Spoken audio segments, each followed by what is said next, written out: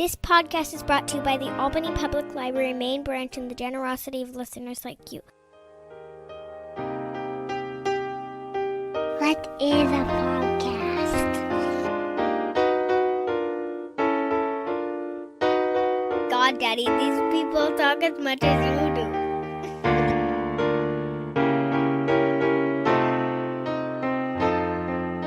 Razib Khan's Unsupervised Learning.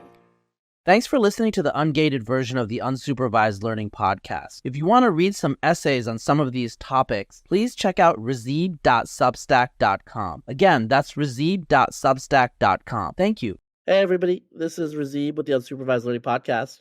Today I am going to be talking about the land down under with my friend Misha Saul, who runs the Substack Kvetch.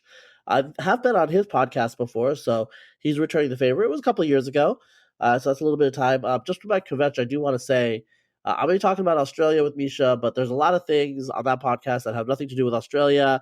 So yes, he does talk about Tasmanian Aborigines, which was a great post actually, but he also talks about Comanches and Judaism, all sorts of stuff. So check it out. It's super interesting. Now, Misha, you live in Australia. Can you tell us where you live and just generally what you do? You don't need to dox yourself in detail, but I think people should situate themselves. What kind of Australian are they talking to? Yeah, you don't live in the outback. Right. I do not live in the outback. I'm an urban dweller, along with like 95% of Australians who basically live in the main cities. And I guess for context, like many Australians, something like 30% of Australians were born overseas. I was born in Georgia, so I'm one of those newer Australians. Although I came when I was pretty little to this country, and I grew up in Adelaide actually, which is probably less usual for Australians who are predominantly based in Sydney and Melbourne. And although now I do live in Sydney, so you can kind of take my perspectives on Australia as kind of I'm a bit of a bush historian. I've just read a bunch of books. I'm certainly don't pretend to be an expert really there, and also a kind of inherently a bit of a migrant view on Australia as well, and as you noted in your introduction, a kind of probably inherently maybe a Jewish perspective as well. Yeah, that's fair. I asked about the outback partly because one of the things that happens is that what Americans know is about boomerangs, the outback. As you said, very few people in Australia actually live in the outback. It's an extremely urban country. It's kind of like how Americans get a little annoyed when people think we Yanks are all cowboys or something like that. Now, I actually have a cowboy hat, and I live in Texas. I live in Central Texas, not the south part of Texas, but Southwest Texas. So the start of the Southwest, and I grew up in Eastern Oregon. So I actually have a little bit more of the cowboy, I think, in me than the typical American. But obviously, very, very few Americans are cowboys.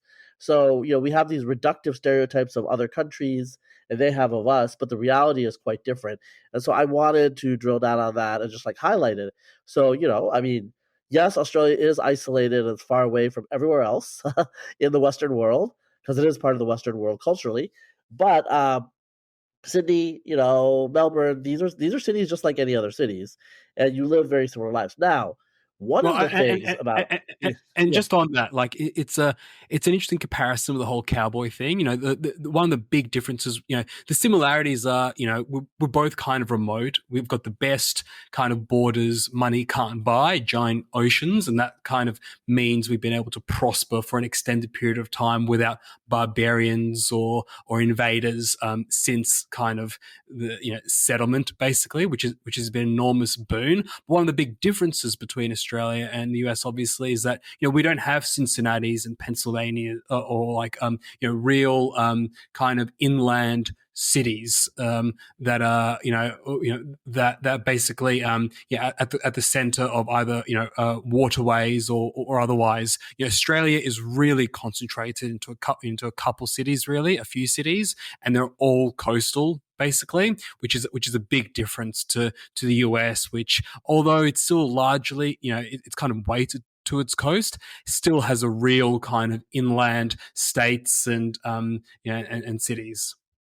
Yeah, it's weird. Australia, you guys are about the same size as the lower 48, but 80% of your country is it's bush or it's desert, right?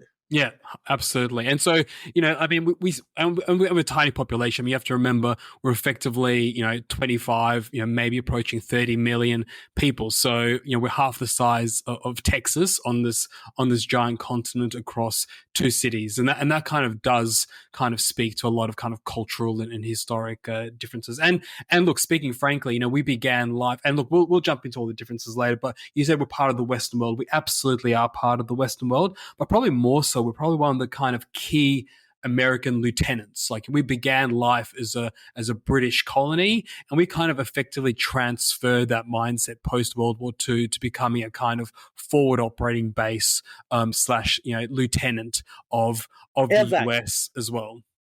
Yeah, Anzac. Right. Exactly. Yeah, which actually tell people what Anzac is. I don't think most Americans know. Yeah, so Anzac is the kind of Australian and New Zealand fighting corps, the kind of combined name. It's probably, it kind of began life, I believe, in like, when we were talking about the Anzacs, we're largely talking about the fighters in World War One, which is kind of a fascinating, underrated story. So, just kind of as a brief, interlude, the Australians and New Zealanders that kind of went over, they fought in Gallipoli famously, which was a failed campaign to kind of invade Turkey, basically. And then they kind of went to the Western Front and fought there. There are a few interesting tidbits there. So, recognized by both the Germans and the Allies, the greatest general in the war was General John Monash. And John Monash was, he was an Australian. He saw his first battle at 50. He was part of the Australian volunteer militia. Effectively, it wasn't really a national army, and he was this engineer by mindset, and he kind of led the Allies, in part, meaningfully to victory in World War One. He spoke with a German accent. He was a Jew as well. So there are universities and there are all sorts of institutions in Australia named after him. He's like one of the great Australians, really. And in fact, he was the first foreign general ever, to lead Americans in battle as well on the Western Front. He ended up leading American cohorts there. So after he kind of, after he led his kind of main, his main victory in on the Western Front, King George flew into the battlefield and knighted him there in France, which was the first battlefield knighthood in like 200 years. So it's quite an epic story in many respects. Excuse me. So there's a university named after him then. Yeah, Monash University. It's quite a prominent university in Melbourne. Yeah. I know the university's name. I did not know who it was named after. It was an interesting name. Most Australians don't, to be honest. So yeah, that makes sense. Okay, the more you know. What you're alluding to here is, Britain is kind of like a little bit of our lieutenant, a lot of our lieutenant, and Australia, New Zealand, they were part, along with Canada, they were part of what used to be called the White Dominions, right? So they were settler colonies, white Anglo-Protestant. Yes, there's a large Catholic minority in Australia in particular, and obviously Canada had the Quebecois. But these are Anglo-Protestant countries that are replica copies in some ways of Britain to varying degrees. So, for example, the stylized fact is New Zealand got more of the middle class, bourgeois migrants, and Australia got, shall we say, a different type of early migrant, which is after the 13 colonies were shut down, you guys actually got some of the people that would otherwise have been sent to the Atlantic seaboard colonies, criminals, debtors, other sorts of malcontents, right? And, I have a friend, Christine Keneally, an Australian journalist. She wrote a book about genetic genealogy and all sorts of other things. And one of the things, she's Australian, one of the things she claims is that Australians actually underemphasize how important and how many genealogies do go back to this period because they don't want to be seen as a nation of criminals. But the reality is an enormous number of Australians do have that lineage. So I think you yourself don't. You're newer Australian. I mean, obviously you were born, raised there, but your accent's clear. But you're, part of the new wave. There's Jewish Australians, Greek Australians, Chinese Australians, etc. A lot of English, a lot of British people are still migrating to Australia today. My friend Dan MacArthur, he's a geneticist. His parents are Scottish. They're from Scotland, and he was born in Australia. So obviously a country of immigration, but there's still that foundation of, criminals. And I don't know if you guys have a politically correct term for it. Like, how do you guys address that, or is it just not spoken of today? Great question. So, look, certainly, in the kind of earlier part of last century, and before, the whole kind of convict origins of Australia. So for the first 50 years, Australia wasn't even Australia. It was New South Wales. It was, it was Tasmania, which was Van Diemen's Land at the time. It was Norfolk Island. It was a series of prisons, basically. It was essentially a prison, series of states. As you note, as America kind of left Britain needed somewhere to dump a bunch of its refuse. It didn't have a police force. It had these kind of overflowing prisons. And then it figured actually transportation to New South Wales and to Van Diemen's Land and to Norfolk Island might actually work. And so that all ended kind of mid 19th century, which was, what's that? That's like 60, 70 years of transportation. It was really hard going initially. It was famine and difficulty, and then eventually kind of, went on a roll. And then since then, then of course you had kind of Melbourne and Victoria, you had kind of Perth, you had Queensland, each have really interesting, and Adelaide, each have really interesting origin stories, which are slightly different, which kind of speak to the character of those states. But then essentially what happened then was you had free settlers coming to Australia, and that made it harder to kind of keep the kind of transportation system going. You had prisons coming up in the UK, and then you had the gold rushes. And so it was very hard to send convicts to Australia when they'd kind of finished their term and then go off to the gold rushes. It wasn't really a disincentive anymore. And so for a range of reasons, transportation ended. And you're absolutely right. For the next century or more, there was a bit of a sense of a stain. That's what they kind of called it, a kind of convict stain. And people were really sheepish about it and kind of hid those origins. To me, I have never in my life kind of come across that sense anymore. My sense is that that's faded. That could be wrong because I maybe I'm disproportionately in urban and kind of immigrant contexts, and maybe there are folks that are still sheepish about that. But I do think that's probably more of a mid-century thing from last century. If I kind of break it up, if you had the first, through to the 1850s or 60s, you had kind of transportation. After that, through to around World War II, you basically had almost total British immigration for a range of reasons. And so you had explicitly the White Australia policy, which was an immigration policy to stop Asians coming.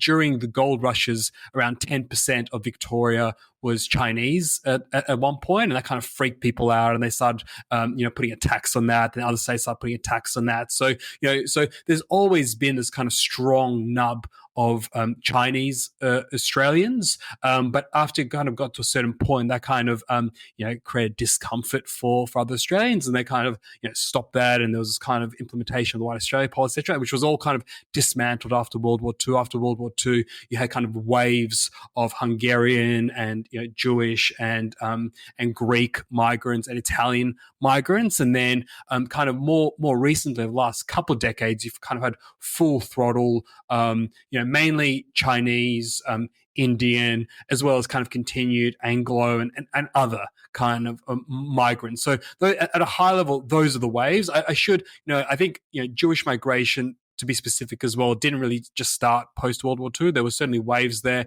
Obviously in the kind of post-Soviet collapse wave, but, John Monash his family came in the late 1800s. There were other kind of Jewish governor generals. Jewish Australians were very Anglophile, and were there basically from the start, including from the kind of convict ships as well.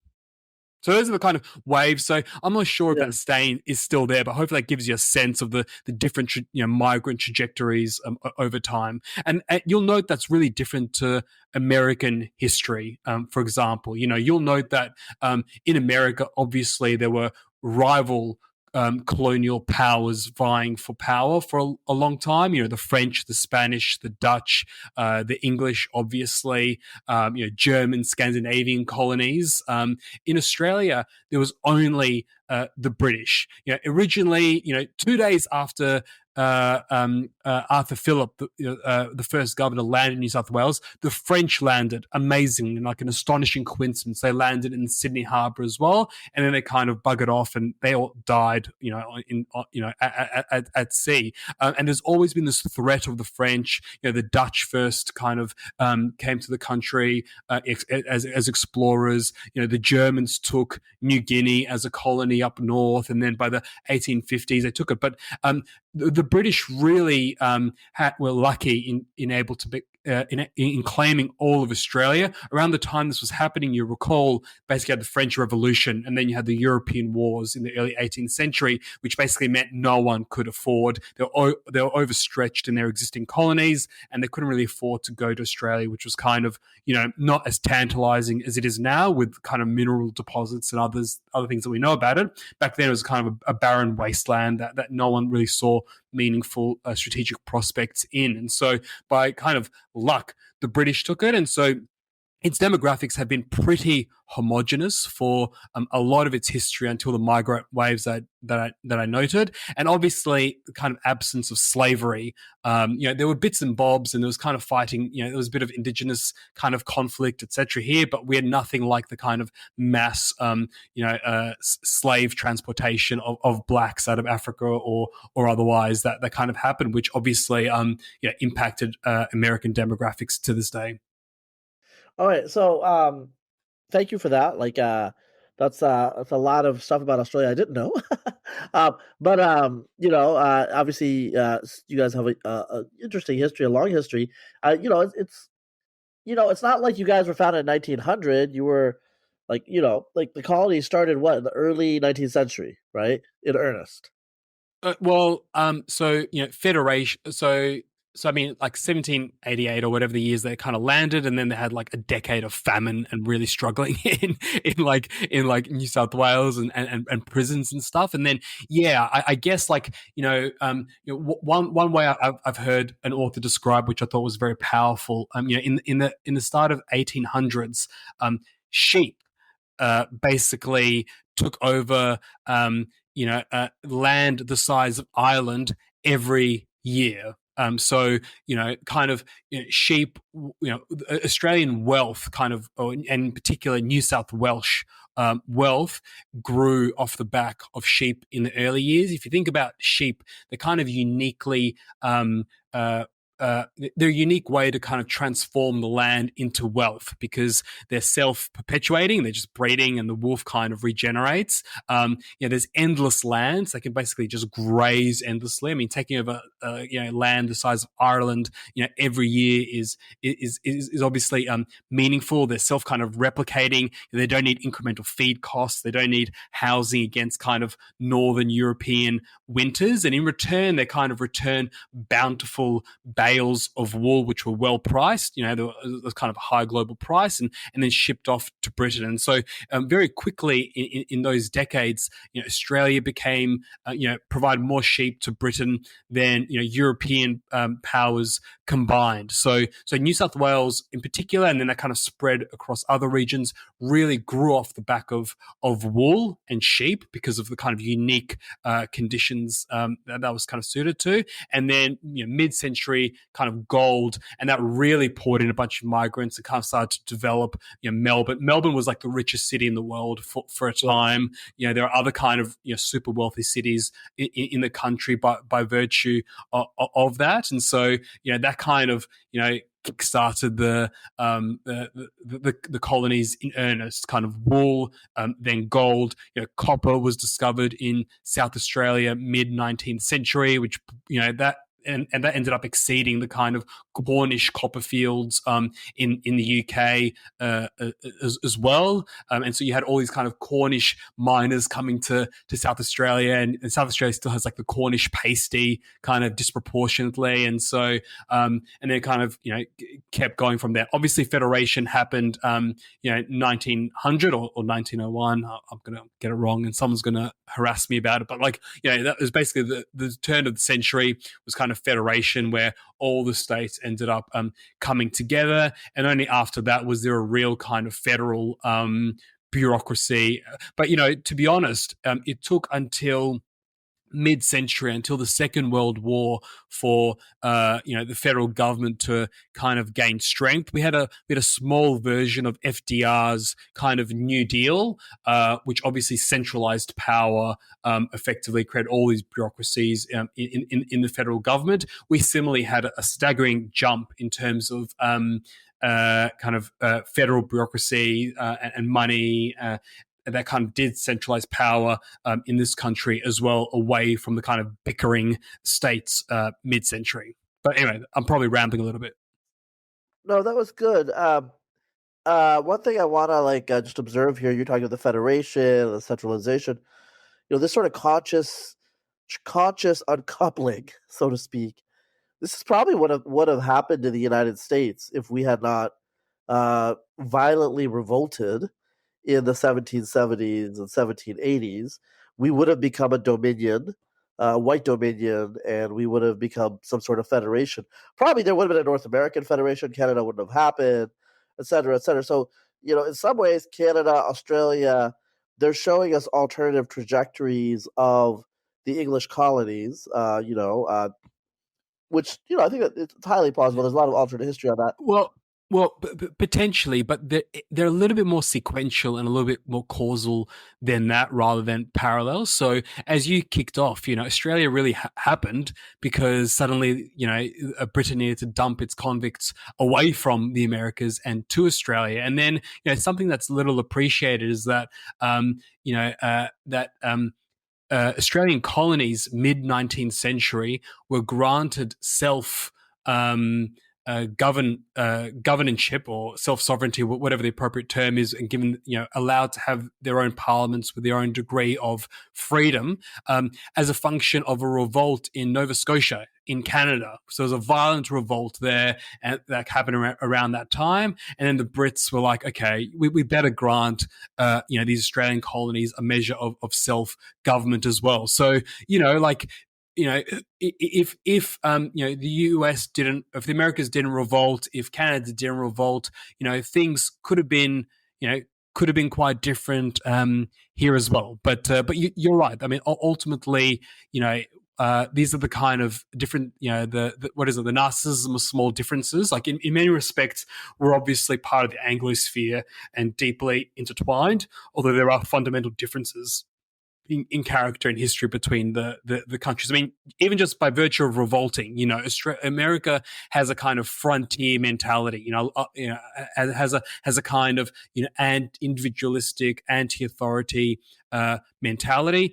Some of that's because there was a revolution. Some of that is because large tracts of the Americas were ungovernable. They were just, they were under Comanche or, Sioux, empire kind of control, or they're just too far from the coasts, and it was just up to kind of rugged individual settlers and individualists to kind of make their sway. We didn't really have the equivalent in Australia. Not only was kind of sovereignty kind of granted, and by the way, the king is still the head of the Australian state today, but self-government was granted. But also, we didn't have an inland Australia that was far away from everything. We did a little bit, but it just it was not really dense enough. There weren't kind of big indigenous empires really, and Australian populations and cities were always kind of firmly under administrative control, and so there is this kind of history of Australia's really intertwined with the welfare state, has a deference to authority, has a very steady as she goes, anti-revolutionary character as a result. Okay, so I got to ask you a question. There's one perception that I've heard people say where it's like if you talk about New Zealand, Australia, Canada, and the US, so these are the Anglophone, settler colonies, Australians are shifted more towards Americans and their personality, their attitude, and their ethos than Canadians or New Zealanders are. That you are a little bit more rebellious, a little bit more individualistic, a little bit more obstreperous, et cetera, et cetera. Is this correct or not? Like, what's the take in Australia? Yeah. Yeah. So look, I think Australians have a self mythology around being the larrikin and being the anti-authoritarian and being a bit, a lot of that comes because we've got more, Scot-Irish basically, so than the UK. So there's a bit of an anti-Anglo vibe, a bit of a kind of anti-officer class, vibe. That said, I think that's like often. I think we're the children of the officer class at least as much as we're the children of the convict class. Like I think Australians, think of them, have a self-mythology around being larrikins. I think Australians love what I call the kind of velvet fist of governance. Like actually the Australian government doesn't mess around, and it basically, is not afraid to kind of exert, central total control over its citizenry. I thought that was really explicit during COVID. It basically locked the gates, kind of said, if you're stuck overseas, don't worry about it. You cannot come back. It really controlled tight lockdowns very tightly. And so I think a lot of Australians kind of think of themselves as larrikins, but are really kind of pro-statists and really love, daddy's velvet fist in governance. I think, Australia has certainly, and I guess that comes back down to what I described earlier around America having a more frontier mentality. I think it's kind of genuinely true in a lot of parts of America, whereas here, we've always loved the bureaucracy. We've always been kind of deep under administration. Compared to New Zealanders, I think I think it's partly a virtue of size. Like when you're New Zealand's population is roughly the size of New South Wales. There's just less opportunity ultimately, and so it's a bit just more of a small town feel. And I think inherently in that is a little bit more kind of all the small town things. So I think you can be more ambitious in Australia. Australia famous as the tall poppy syndrome. It kind of doesn't like excellence. It kind of cuts down, it cuts you down. Doesn't take you too seriously. I think that's real. I think it's probably more pronounced in New Zealand. I think Australia's kind of proud in some respects of its especially its recent champions, like whether it's tech champions like Canva or Atlassian. There may be others. Compared to Canada, I don't know how different we are, to be honest. I've always thought of Canadians as pretty similar ultimately. Obviously they're kind of going through their own demographic and other change pretty rapidly over the last couple of decades. I don't have a great sense for how it's all going. I think Australia, kind of the Australian polity tends to be a bit more conservative, is my sense, than Canada. I think it's partly a compulsory voting thing. We have compulsory voting, so we really do kind of reflect the median voter better here, probably than in Canada. Yeah, the whole compulsory voting thing is it's I was going to use a swear word. I'm not going to use a swear word, but it's from an American perspective, compulsory voting is freaky. Okay? Like, I mean, what the? But I think it's a good example of the velvet fist of Australian governance. There's a lot of that stuff where, like things just work here. Things just work and people line up and they like to queue up. It's very orderly and things work, which is the trade-off in America where, there's chaos. And so, there's this higher volatility. People can kind of go out and create something great and, the world is riding off the back of Silicon Valley tech and American pharmaceutical companies and the like. Versus here, it's like, well, we don't have the underbelly of chaos nearly as much, but at the same time, it's harder to have the variance on the right tail either. Okay, so we talked during the pandemic, and I talked with our mutual friend Claire Lehman.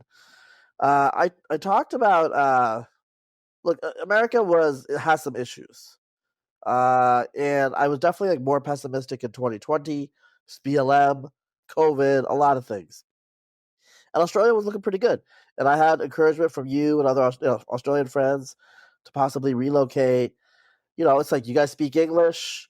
There's an entrepreneurial tech sector there. And aside from Vegemite, it's not like you guys eat British food. Your weather's good. I lived in California. I live in Austin. I like it warm. I like it mild. But I don't know. I felt the last couple of years, America's kind of coming back.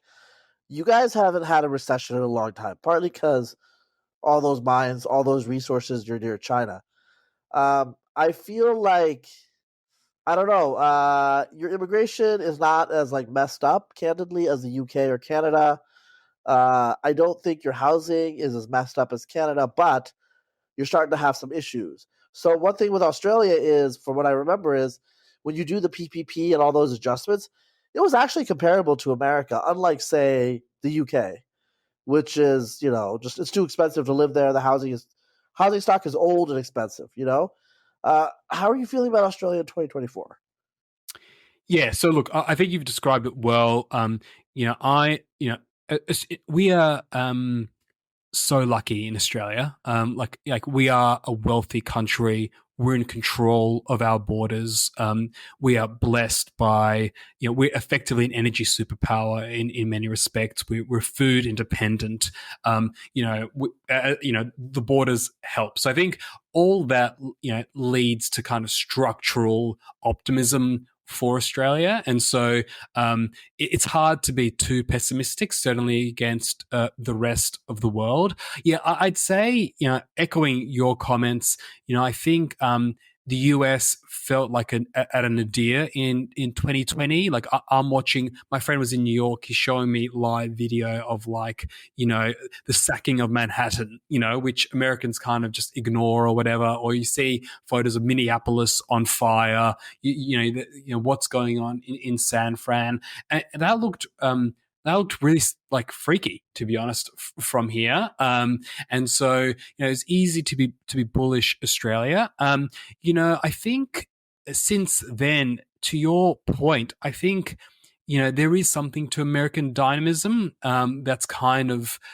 irresistible, and that's kind of deeply powerful. And that's, I think the question is, can America kind of continue can the good outweigh the bad? Can its tech sector, its hard tech, its space entrepreneurship, its industries still unparalleled, its consumer sectors unparalleled. I mean, it just still pumps on all cylinders compared to the rest of the world. And so you can kind of take issue with America, but where else would you rather be? And so one of those answers may be Australia. I think on the kind of flip side, since 2020, Australia's looking, it does have its housing crisis is at least as bad as Canada's. Yes, we haven't had a technical recession in 3 decades or however long it's been now, but we are already in a per capita recession, per capita GDP recession. So yes, we've kind of benefited from the absolute wealth creation of just flogging our minerals to China through the energy super boom. But at the same time, we've kind of pumped up immigration, which has kind of pumped up housing costs in the cities. And so is that does that help, over the kind of medium term? We'll see, but it's kind of hard to know. I think the demographic of our immigrants is overall good. We don't have illegal immigration really. We don't have a border for folks to kind of, cross really. Here's the thing.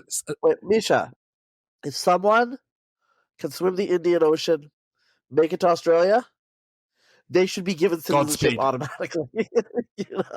I mean, like illegal immigrants that make it to Australia, they are like the hardy, the few. They got some talents. This is like a reality TV show. If you can make it to Australia, survive the sharks, survive pirates in Indonesia, you know. Yeah, but I mean, look, this is Australians are obsessed with this issue. It's kind of calmed down over the last few years, but through the 2000s and then at the start of 2010s, illegal like boat, people call them boat people, whatever, but refugees or people arriving by boat illegally basically deranges the Australian population. They're like, this cannot happen. We've got to kind of control it, and they basically put them on in like indefinite detention and like really put a stop to it because Australians love to be in control, even though like there's both parties are totally aligned on pumping immigration through the front door, and Australians hate that and have no say in it. They don't rebel at it because it kind of comes through official paths rather than illegal boats at the door. So I know you're kind of being flippant, but it's actually a massive issue in like the political, Australian psyche. So but I mean, look, I think demographically, just by virtue of where we are, we take a lot of Chinese immigrants, which has, just doesn't create as much or hasn't historically created as much friction, I think, as other potential immigrant groups like in the UK and potentially the US. I think demographics matter, although, I've seen a bunch of papers, which is kind of interesting that, despite Australia's skilled immigration kind of process, selection effects override it. And basically the top quality immigrants go to the US anyway. And so, the US probably potentially just benefits from this flywheel of being the land of opportunity and endless industry, which just attracts the best, and kind of overwhelms, Australia's nominal kind of skilled immigrant system. So, who knows? Yeah, I think a friend of mine was telling me that the best Indian students go to the US, then Canada, then Australia. And so that's like the rank order there. I mean, what do you think of that? I don't have a strong view that may well be the case. Like, so that may well be the case. I don't really know. I'll make a couple of observations.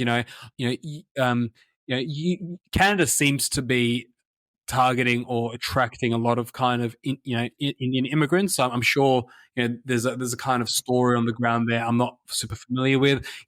Indian obviously famous in industry as CEOs and the like in Silicon Valley. All the kind of Indian elite seem to be thriving there. I'll say just anecdotally, I don't really know what the kind of aggregate stats are on this, but like anecdotally, I've kind of studied with Chinese and Indian and other immigrants and worked with them in finance. I'm an investor by profession, so kind of in finance land. I've kind of worked with immigrants of all kinds my entire life. My observation is that overriding observation is that Australia is really excellent at integrating immigrants. I question whether there's some that's breaking down because just the sheer volume and the strain on infrastructure and housing in the cities over the last decade. Like that's plausibly an experiment that's kind of to go haywire. Go. Yeah, I looked this up while you were talking. Sydney is 40% foreign born. That's a lot. Yeah. I like listen, like if you go in the center of city, you'll think you're in Hong Kong. My cousins arrived from Israel like 20 years ago, and they arrived in Sydney. Like, what the heck is going on here? Like, is it Hong Kong? And so like it looks very Chinese, and campuses look really Chinese. Our university is effectively a kind of visa laundering channels. There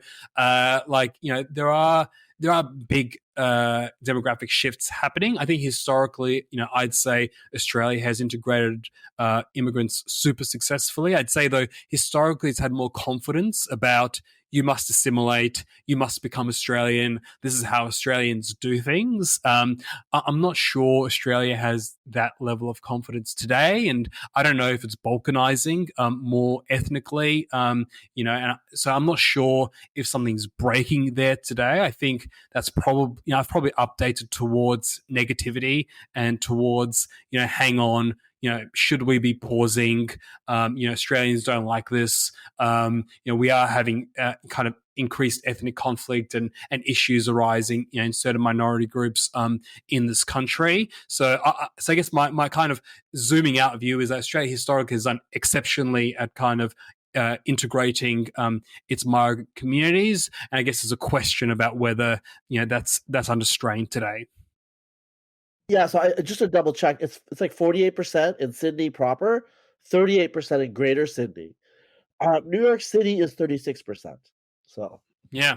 It's amazing. I mean, look, Australia overall is something like 29% foreign born. It's the highest in the advanced world. Like, to get higher, you need to go to like Luxembourg, or you need to go to like Qatar with its foreign born population. Like, you're going to like very different kind of structure economies. So like, Australia's absolutely been pumping immigration for a long time. I think, the reason it's kind of has been, I mean, as I noted, it was an issue with the Chinese migrants in the late 19th century and the kind of gold rushes. I think it's kind of very Anglo or British Isles focus immigrants has kind of kept demographics consistent and has kind of kept, a lot of kind of the polity unified as a result.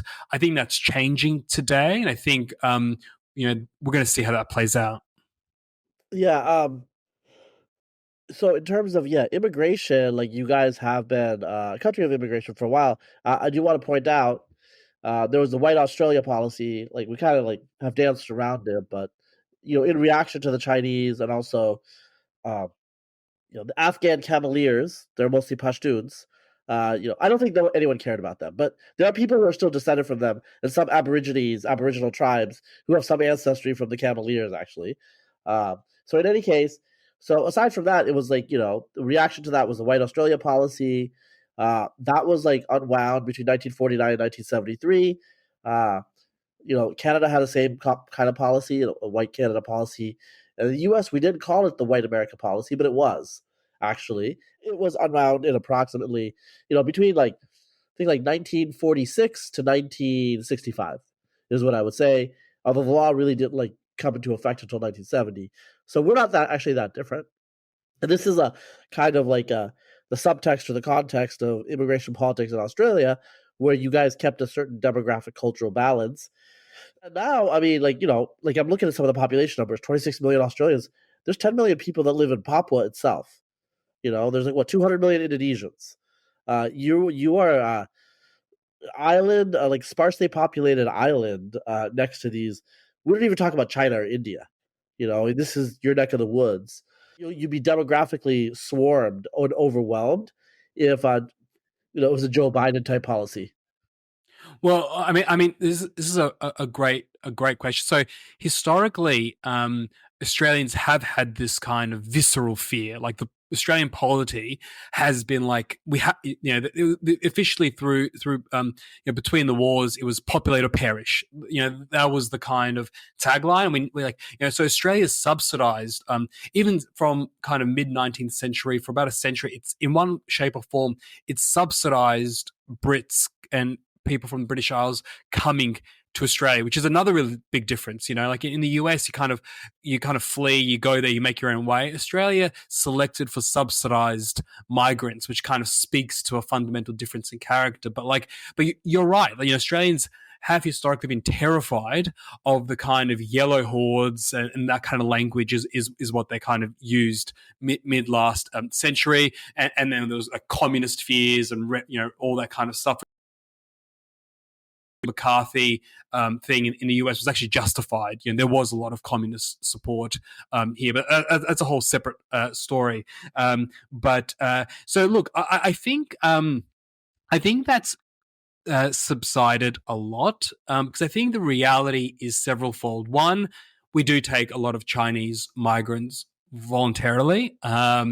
Two, like, you know, Papua New Guinea, I don't know, you know, talking about Papua New Guinea, talking about Indonesia. I mean, these are like very fragmented polities that, you know, these enormous populations split across lots of island groups. You know, they're not really rushing to migrate here necessarily. And I think, you know, they don't really have the infrastructure. Like, I mean, use your word invade. You know, they don't have a navy. You know, they literally cannot do that. And so, but you know, that has been, you know, Indonesia's been considered Australia's number one threat for, you know, for all of basically the last half of the 20th century. That hasn't really played out. You know, there was the kind of Timor kind of conflict that kind of happened. But like, I mean, so you're right to kind of point that out as like a big psychological thing. It hasn't really played out. I think just realistically, you know, they're poorer,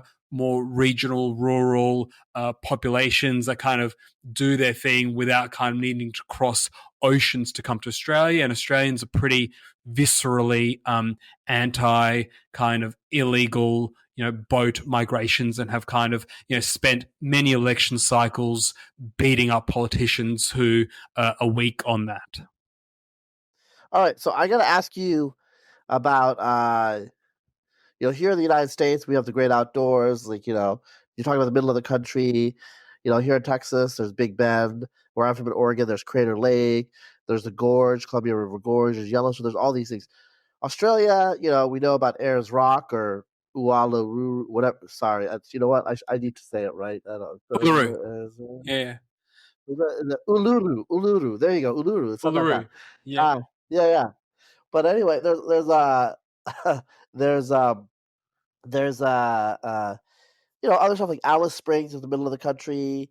You know, I'm fascinated by these like towns that are just like kind of in the middle of nowhere. Alice has like some railroad that goes from Adelaide to Darwin and stops at Alice. Have you ever been to any of these places? Do Australians go anywhere to any of these places? How often do people? I know, like, I think you guys have subsidized fares from like say Sydney to Perth, because otherwise it'd be super expensive, or it was in the past. You know, how often do Australians who are in your densely populated, let's say there's the area from Brisbane to Melbourne, that whole coastal area, I'm assuming that's where like what 80% of the people live, right? Like, do you guys go to the other places? Yeah, that's right. Yeah, I mean, look, I don't know the stats. Look, certainly, you know, the primary mode of transportation between cities and states is, you know, the airplane. You know, we don't, you know, like it's just too far and not dense enough often for rail. You know, there is the Garn, as you noted, which kind of goes from between Sydney and Perth, and there's one from Adelaide to Darwin. I used to work at a fund that owned that kind of tourist infrastructure. But you know, and that's kind of a you know, become a kind of you know, a posh, you know, form of kind of seeing the country for retirees or whatever. But like fundamentally, they are in the cities. Your question, you know, how much we visit, I can only kind of say anecdotally. I don't know what the stats are around visiting these things. I mean, there are a range of you know, beautiful parts of the country by state. So obviously, you know, New South Wales and Sydney have the Blue Mountains. They've got wine regions. Victoria has the Grampians, you know, which is a mountain range, you know, and, you know, a bunch of wine regions. You know, every state effectively has wine regions. You know, Queensland has, there's lots of jungle. You know, every state is basically endless coastline that you can kind of, you know, visit. So, you know, I think Australians do love these things and see these things. You know, we don't, for example, in the US, you go to another state to study, kind of typically for college. You know, we don't have the equivalent. You kind of go to your local university. You know, we've got fine universities in each state. And so, you know, yeah, like, you know, folks are mobile. Folks do see natural attractions across the country. I've been to the Pilbara, which is kind of deep Western Australian state where a lot of the iron mines are, and a lot of mine country is, and it's some of the most beautiful country I've ever seen around the world, and I've traveled a bit. So Australia has unbelievable beauty. Should more Australians be checking out? Sure. Australia is a pretty expensive country. Often the question for Australians is, it'll cost the same to kind of go to Indonesia or visit Thailand or Hawaii or something as it'll cost to kind of go to another state. But yeah, no, Australia is absolutely a land of stunning natural beauty, and Australians do check it out. I mean, you guys, do you have this is a stupid question to ask. Do you have skiing? This is really stupid. I should have looked this up. No, it's Okay. it's a good question. Yeah, we do have skiing. Yeah. It's not as good as like New Zealand. It's seasonal and it's kind again, but yeah, we absolutely have There's something skiing around in both Victoria and New South Wales. Yeah. Mount Kosciuszko, what is your tallest mountain again? Kosciuszko. Yeah, in New South Wales. So yeah, so we've got a few ski fields around there, and we've got like Mount Buller and other ski fields in Victoria as well.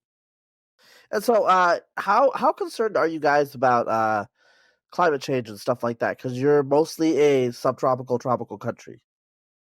Yeah. So I mean, look.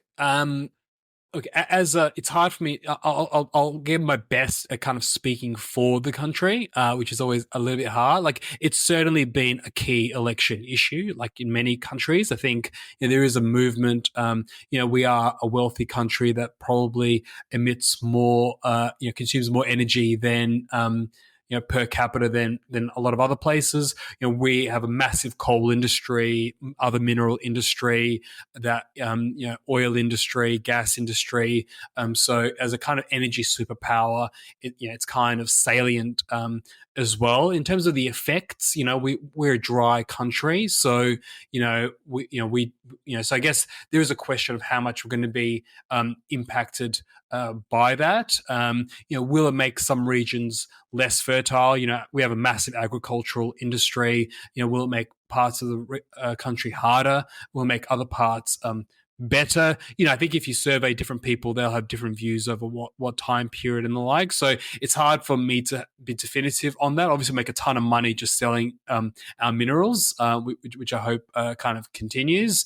And yeah, I think are folks really worried? Coastal properties, are only getting more expensive, not cheaper, which I kind of see as a signal that folks aren't really that worried. But look, certainly some parts of the country and some parts of the population are really worried about that stuff. Like, we have droughts and all that kind of stuff across large parts of the country. So to the extent that climate change does exacerbate that, that's an issue. Okay, so I've never been to Australia.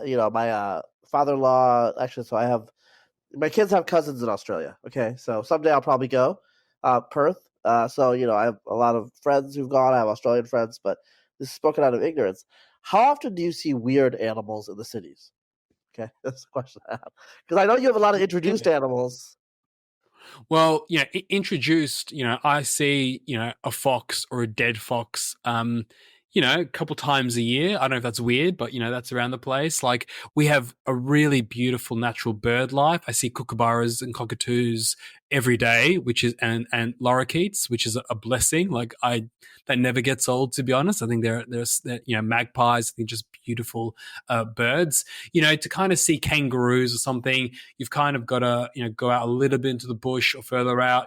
But if you drive an hour in any direction, you'll basically start seeing kangaroos or wallabies, wombats, that kind of stuff. So that's all really real. I mean, yeah, there are spiders everywhere, depending kind of where you are.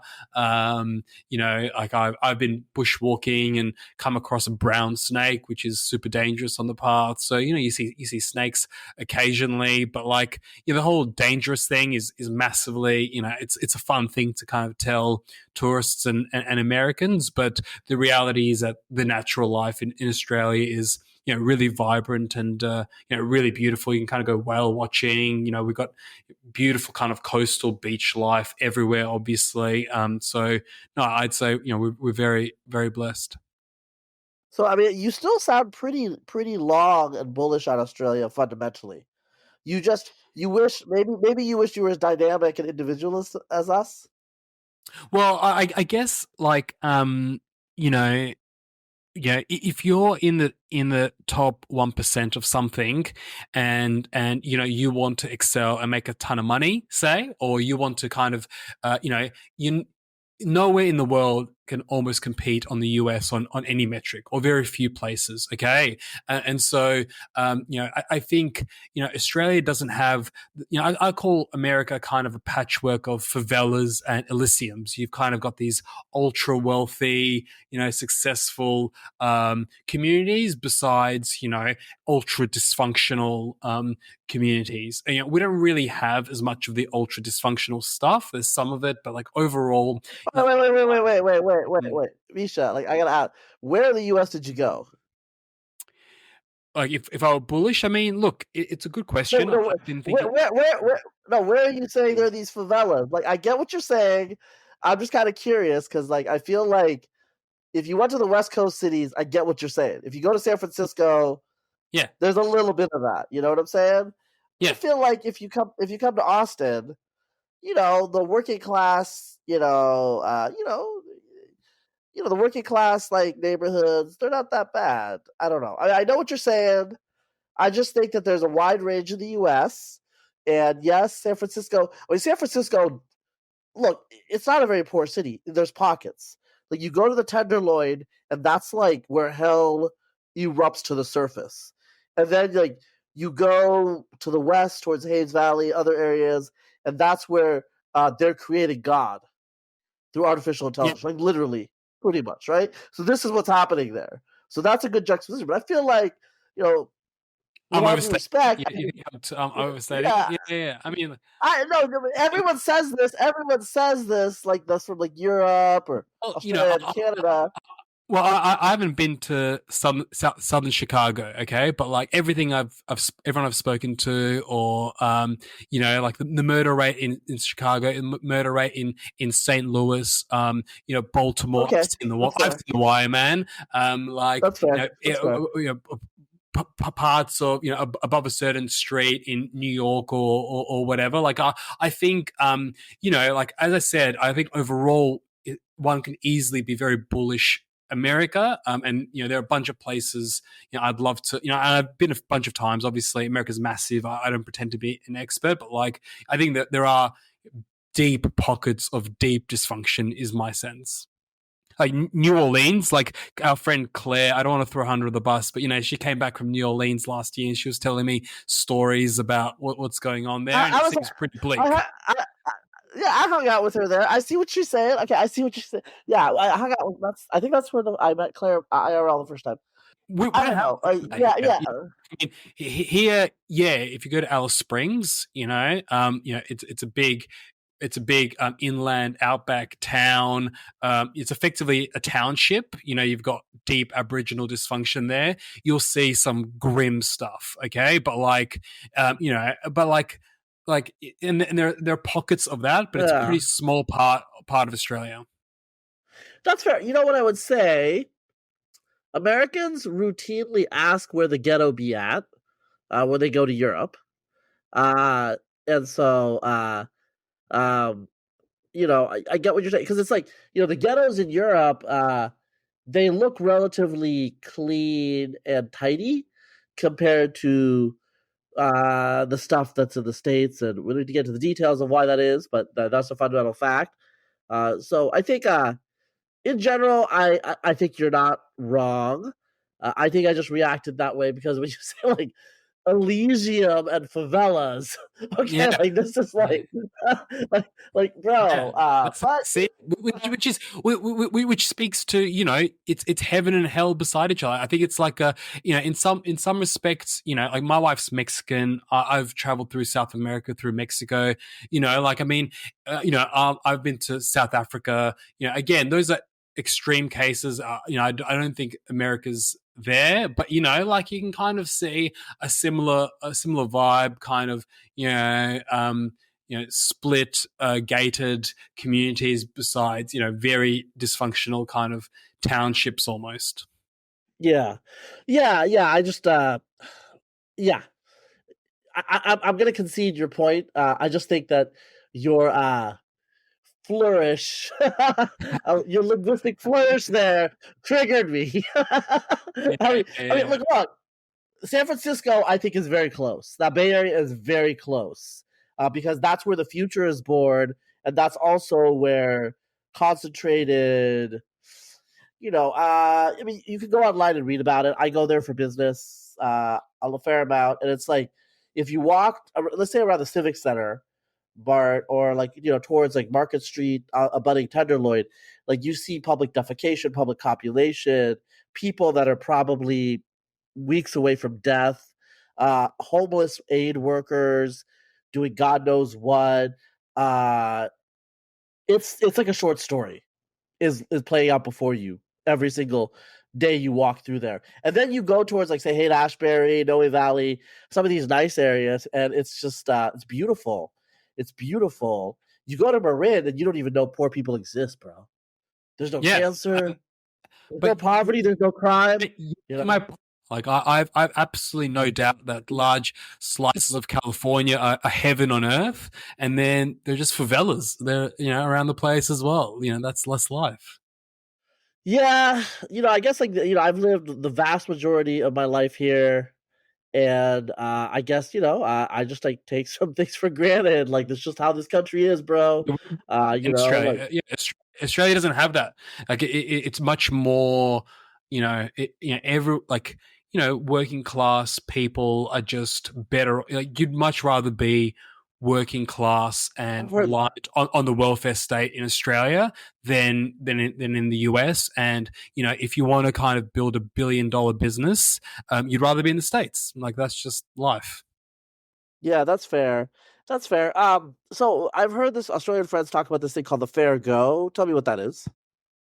Yeah, so I mean, I think over Australian history, you've got the sense of egalitarianism. You got suspicion of kind of expertise, and so part of that is wrapped up this idea of a fair go. Everyone's entitled to a crack. And a lot of this has deep roots. Again, some of this is like the kind of Irish Catholic working class influence. Some of this is, but it's funny. Like, it's not really like it's very different to the American frontier rugged individualism. It's basically, everyone is entitled for the state to do something for them. Australians defer to the state. I deserve something.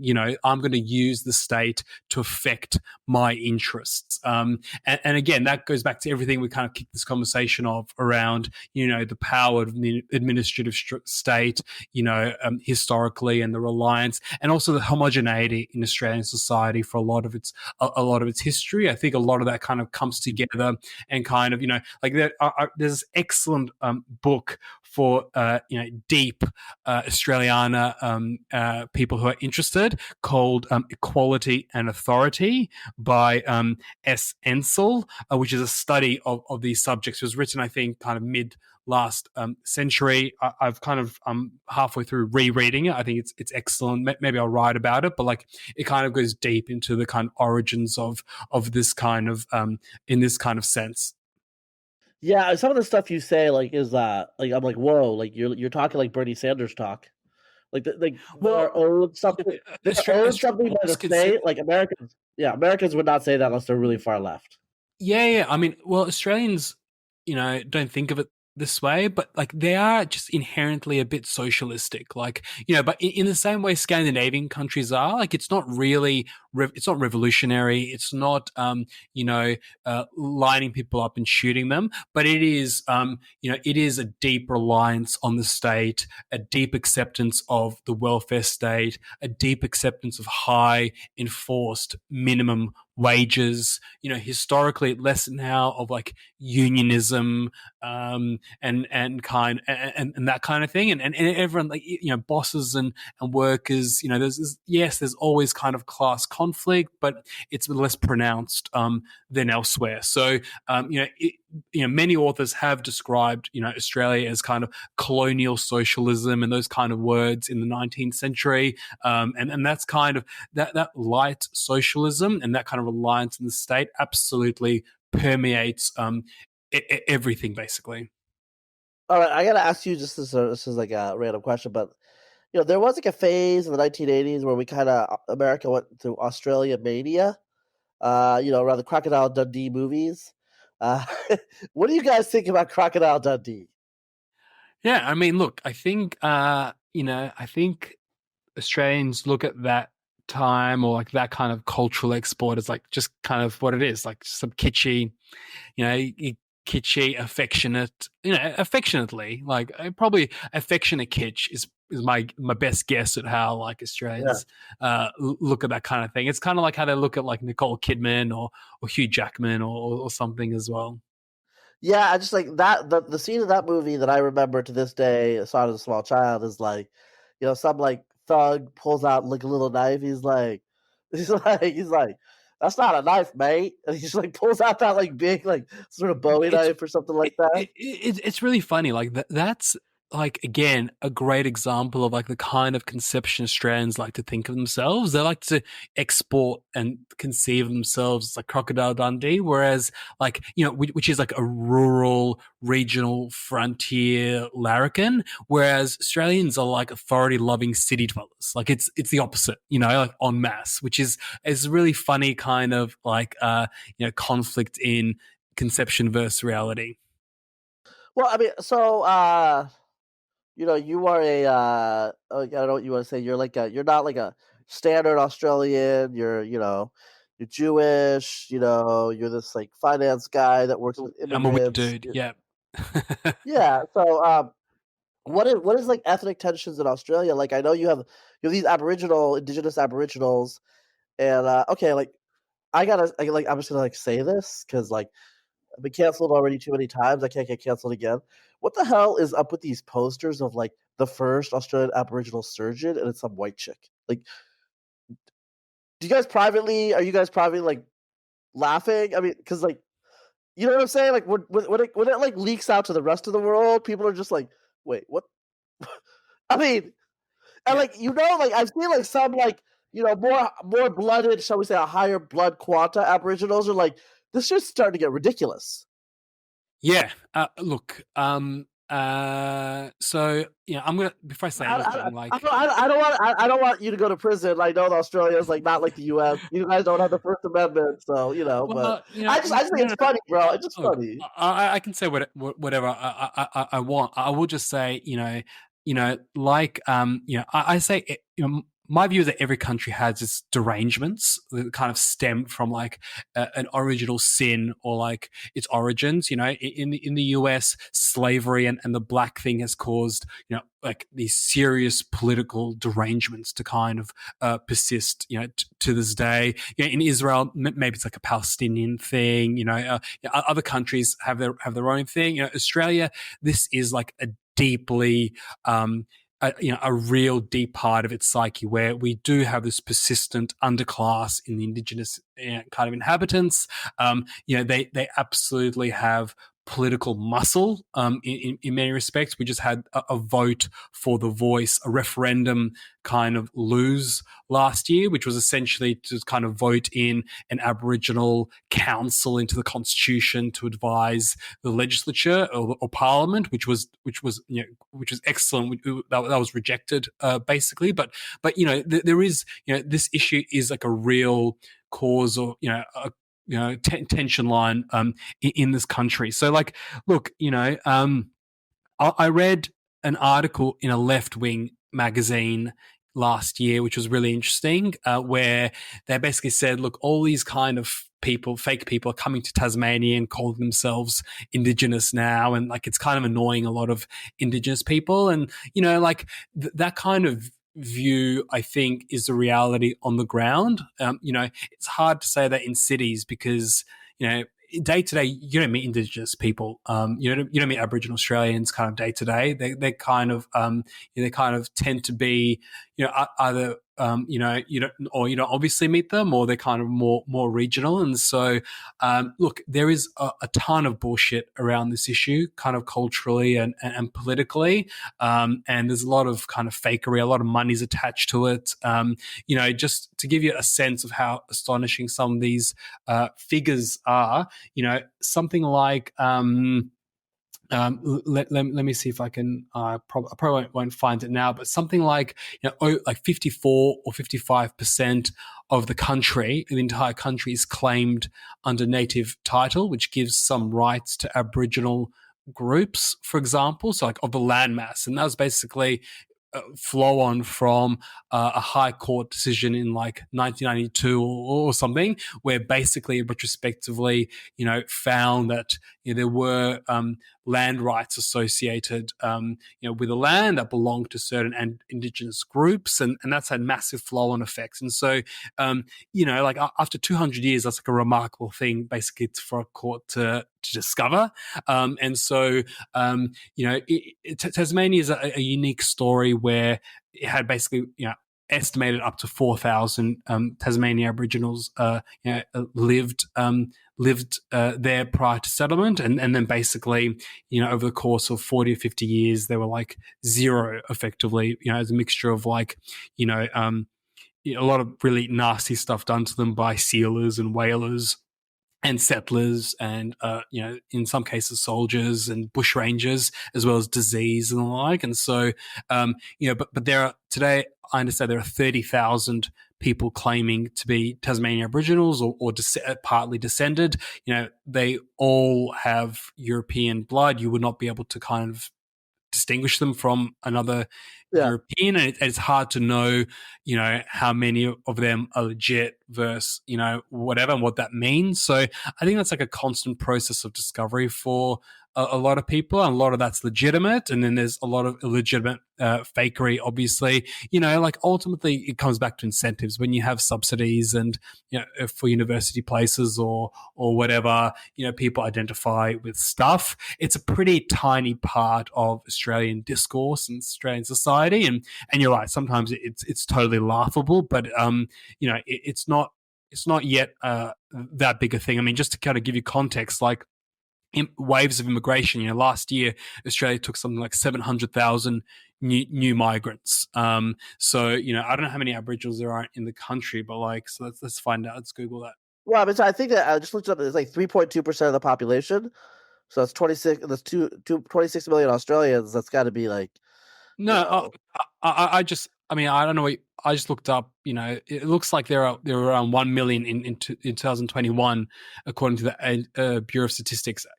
Aboriginal and Torres Strait Islanders. So like to give you context, like we took almost that number of immigrants in 1 year last year, right? So like is that really the issue? No, it's massively disproportionate in the imagination of Australians, because there are understandably certain special rights or considerations afforded them. Like there are land acknowledgements at every public event. Like it's like hilariously Rio Tinto, the giant mining, they blew up.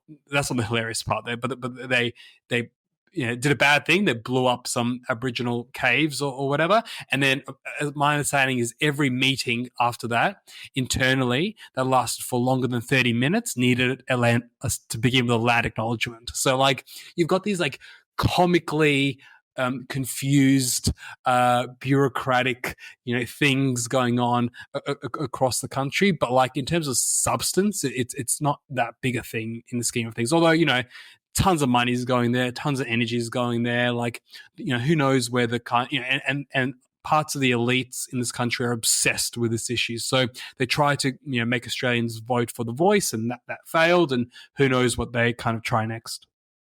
All right, last question. What's up with Vegemite? I don't get it. I love it. I eat it often. I mean, like, if you like something salty and on some toast, or like, it's awesome. I'm a huge fan. Everyone listening should go out and try some. Just have it on, on hot butter and toast. Maybe put some tomato there or some cheese, whatever you like. Huge fan. Delicious breakfast meal. Is it like can you be an Australian and not like Vegemite? Like, are there like Vegemite dissenters? like Vegemite protesters in the Australian populace. Yeah, I mean, we throw them to the sharks, but up to that point, my understanding is that there are some, but like we've got special islands where we send the Vegemite dissenters. That's the last straw. We will eventually bring back the refugees from Christmas Island. We will never bring back people who do not eat Vegemite. All right, man. Well, we were talking for a while. I really enjoyed this conversation. I always enjoy talking to you. People should check out your Substack, Kvetch. You're on Twitter. I'll link to that. But I hope that people felt like they learned a little bit about the land down under. We Americans are a little self-centered in a lot of ways, but I think we have some romantic ideas about your country. It's a special place in our heart. You're not like Canada, which is what is up with Canada? It's just like us, but to the north. Does that make sense? New Zealand and Australia, you got platypi, you got, Kiwi, like, these like southern countries. You have a little personality in our mind, and I really appreciated your little survey. And look, first of all, Razib, I love the work you do, and so thank you and keep at it. Listeners can listen to our conversation. I think we had one on the Mongols, which was awesome. I basically just read a book on the Mongols, and I was like, I'm going to chat to Razib, and it's going to be awesome. I don't remember what the other conversation was. I should have looked it up before. Was it about Judaism, Jewish genetics? Oh yeah, it was about Jewish genetics. That was really fun. So I love what you're up to. Look, I think just to make sure, I think we got the right balance in this conversation. Just to be super clear, we are so lucky in Australia. I think your general sense of the romanticism of the life we could lead here is accurate. I think I published a piece a while ago about the Australian dream, basically, which was a speech one of my former bosses gave to a small group of financiers in Sydney, where he basically said the Australian dream is, the American dream is only alive in Australia. I think there's so much to be hopeful about in this country. And obviously I'm deeply grateful to this land that the Anglos built, and that as immigrant family, and I think it's a glorious place. That said, it's got its issues, and I'm sure we'll work them out. And look, Razib, it's always fun to chat, and people should absolutely check out my Substack if they want to read about random eclectic crap, basically. So yeah. That's what we're here for, man. All right, it was great talking to you, Misha. Cheers, Razib.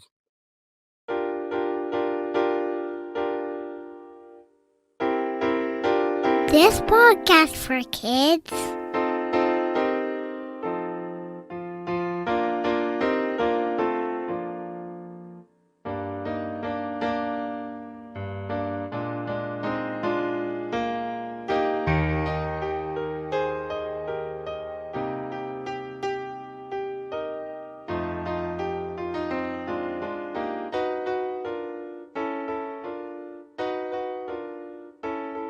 This is my favorite